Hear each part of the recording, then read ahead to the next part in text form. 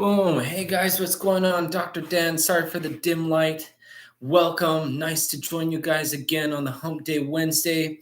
I try and get these done live on Wednesdays as much as possible, but sometimes life does get in the way and I might get busy with patients and coming and going in the clinic that I might not get to it actually on the Wednesday. Nonetheless, here I am today, a little bit late, but better late than never. As you can see, dogs here in the clinic. Hi, Leo.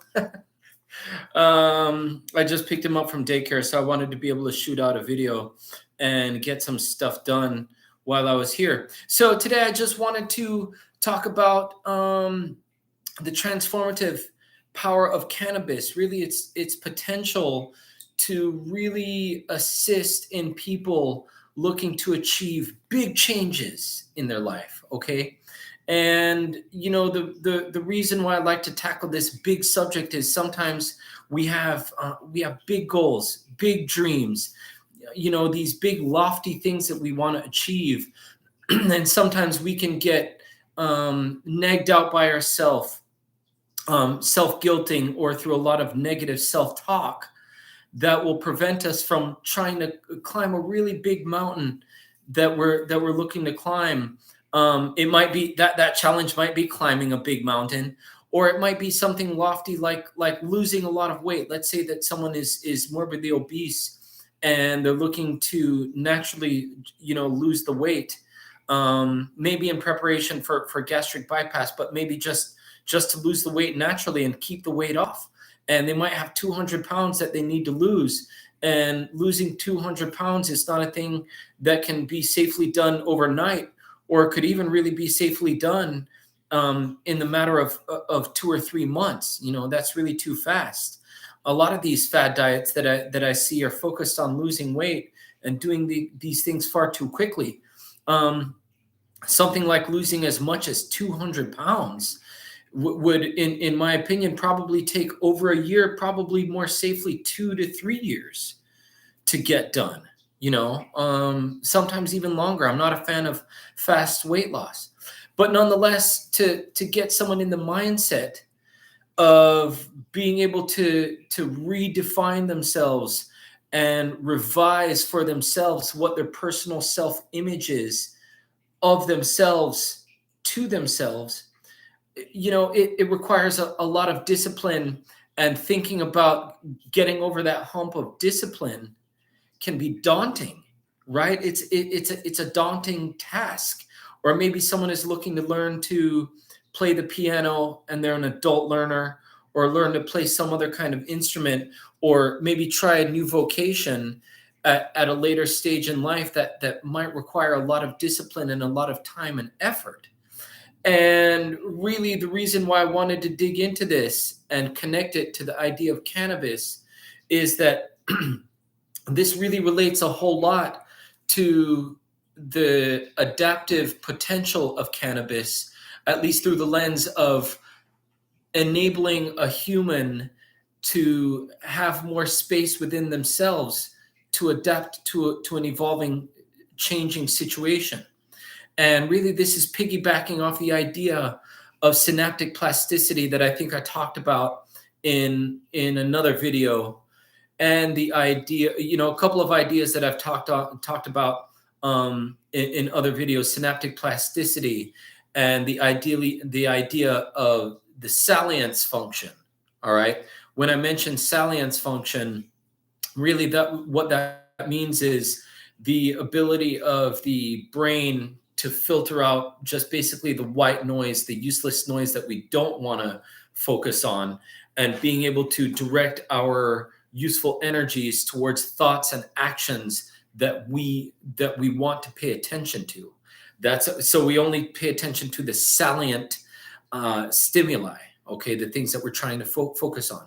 And the reason why these concepts of synaptic plasticity and salience function come up with regards to the present discussion that we're talking about here is that these things all have to do with adaptation. The salience function is really to help us grow, really to help us grow our intuition. Hi, Janice. Thank you for joining me. Welcome. These things are really to help us grow our intuitive power so that we can we can carry out our really intuitive, homeostatic, natural inborn power and potential to really become our best selves. Okay, that's the salience function right there, just being able to filter out useless knowledge from useful stimuli. And the idea of synaptic plasticity, that's the ability of neurons to change the nature of their synapses so that they can maximize the efficiency of nerve transmission from one nerve to another in an ever-changing environment. Okay, so the nerves remain plastic and dynamic and fluid with response to with regards to their responsiveness as environmental pressures change. For example, an adult learner of the piano, they've shifted a lot of their time, energy, focus from just doing their boring real estate job. Not saying that's a boring job, but it's their day job, and then shifting their mind focus to something that's artistic. Okay, so that requires plasticity. So that's the reason when we're talking about the transformative power of cannabis, being able to allow yourself the space to adapt here is crucial. One is going to have to form different synaptic connections when they're learning to play the piano. And they're going to have to be able to filter out a lot of distracting stuff so that they can focus their mind on learning the scales and learning the keys and learning how to work with two hands at the same time, while one hand hits the chord, the octave, and the other one plays the melody. Okay, so that requires a lot of focus and being able to switch the sort of the operating system of the mind to be able to go into that musical portion of their mind, as opposed to the real estate mind. That requires some shifting of gears. So they have to habituate themselves through practice to become essentially, or transform themselves to take on essentially sort of a new identity, the musician identity versus the real estate identity. Okay, so that's what I wanted to talk about today, folks. Being able to move along that slow process, learning to play the piano well and becoming fluent with some type of instrument takes a lot of practice, hours and hours and hours of dedicated practice. Okay, same thing when it comes to losing weight. If you had to lose a large amount of weight, like 200 pounds, that's going to take a lot of effort, a great deal of dieting and exercise, that sort of thing. So the reason why I wanted to dig into this, the transformative power of cannabis, is that, once you have something that can facilitate the mindset of being able to get yourself to a point where you're just comfortable with the idea of just incrementally, little by little, baby steps, changing yourself. If you can transform your mind just to where you can make the decision. Okay, folks, the key here is the decision.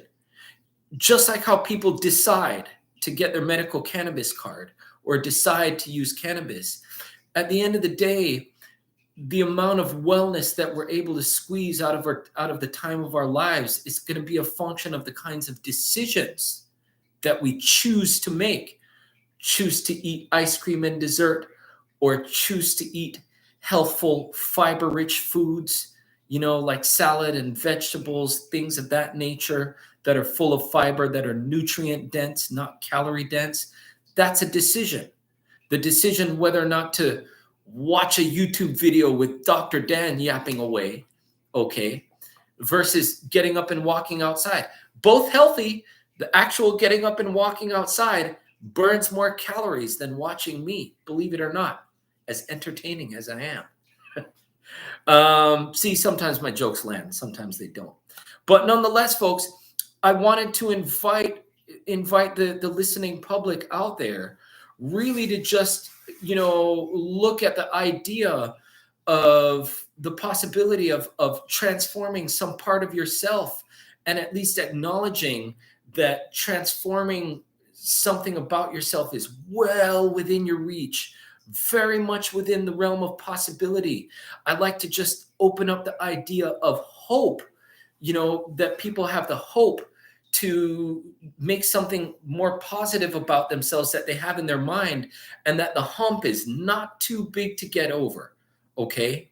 Transformation is so possible and very much within reach if we just use the tools that are available to us. And cannabis is not the only tool. Drinking water, that's a tool.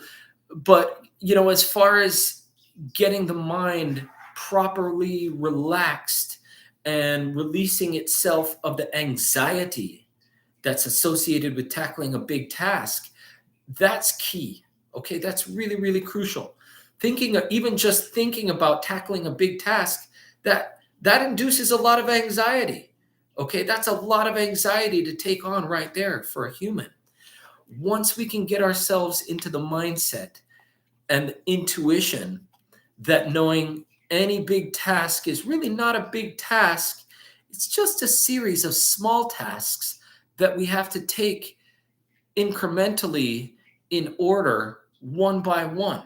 Before we go about losing 200 pounds, well, we got to start going to the gym or starting walking or starting exercising, and you lose 1 pound before you lose 200. And same idea with the piano. I guess you have to orient yourself with the keys first. You know what I mean? The FGAB, CDE, right? Not to make it a music lesson, but if you're looking at the piano keys, you've got 4 white keys and 3 black keys interspersed. Those 4 white keys are your FGAB. And then you have a set of 3 other. There's only 7 keys, before you hit another octave. Then it's CDE, those 3 white keys with the 2 black keys interspersed. Okay. Those are the things that you probably have to learn first. And you have to learn that before you can take on Mozart. You know what I mean? So all of these things can be done incrementally, but getting ourselves to the point where we're comfortable with taking things slowly, that's the challenge. That's where cannabis comes in as gold. Okay. Getting a person to the point where they're comfortable with life just coming and going at the pace that it does. Okay. Once they're happy with themselves, just being just the way they are. Okay. Just sitting and just being and being grateful for everything that we enjoy right now. That's the difficult part. Getting a person to be reflective and contemplative and content with things just moving at a regular slow pace, as opposed to this hustle bustle pace that we self-induce this. We put this pressure on ourselves. Okay. So in order to get us out of that fast momentum pace that we're accustomed to, we just need a little help. Enter Mary Jane. Thank you. Right? Cue Mary Jane. That's the one part of the process that can really, really get people a lot of mileage, so that they can release themselves of the apprehension and anxiety that comes as they're going through a transformative phase. Okay, going through a transformative phase is a beautiful thing. All right, it's a wonderful thing, because as you're slowly going through it, your intuition is coming to the reality that you're becoming a different person than what you'd identified yourself with. That's great. That's awesome. We get to shed a skin of our own even before we get to that end point. Okay. So the win here is not the end point of losing the weight, because staying healthy continues even after you lose the weight. And even after you are able to play Mozart, you still have to practice. So the process of working, the process of transformation becomes the goal, and that becomes the thing that we have to learn to be comfortable with, and learn to be okay with just taking that process slow, just like how we have to be okay with taking the whole gestalt of the process of life slow. No, I'm not some sage or, mystic or anything like that. I'm not trying to speak above my pay grade. At the end of the day, I'm just a dude. I'm just a doctor. All right. I'm just a worker. But these ideas are applicable when you look at the long string of life, how we maintain ourselves is very important. And we go through the process of transformation every day anyway. We're doing it anyway. We're growing and changing anyway, whether or not we like it or not. So why not have a hand in our own destiny and at least be able to play a part in our own movie that we're projecting out to the world? Let's be the star and really play a part in it and actually have a hand in our own destinies. All right. So that's why I bring up the idea of cannabis, just because it's such a useful tool to lubricate the friction that comes with taking on any new transformative process. All right. So I just wanted to open up that idea for you folks. I know I've touched on the idea of microdosing. Microdosing is really key so that we can get the intuitive energy to take action without being stupefied by getting ourselves just stoned high. No, I'm not hating on the idea of getting stoned high, but it becomes difficult to develop forward momentum when we can't find our keys. So I just wanted to highlight the common sense part of it and where that fits in. Okay. So that's really my 2 cents for this hump day, folks. I just wanted to shed some light on this idea for those of you looking to take on something and really get moving with trying to redefine how you look at yourself and how you come to identify yourself to yourself. Okay. Transformation is possible, and it's really within reach. It's actually a lot closer than what people make it out to be, as long as they just allow themselves a little bit of room.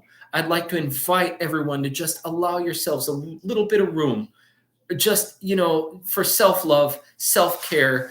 Take a deep breath.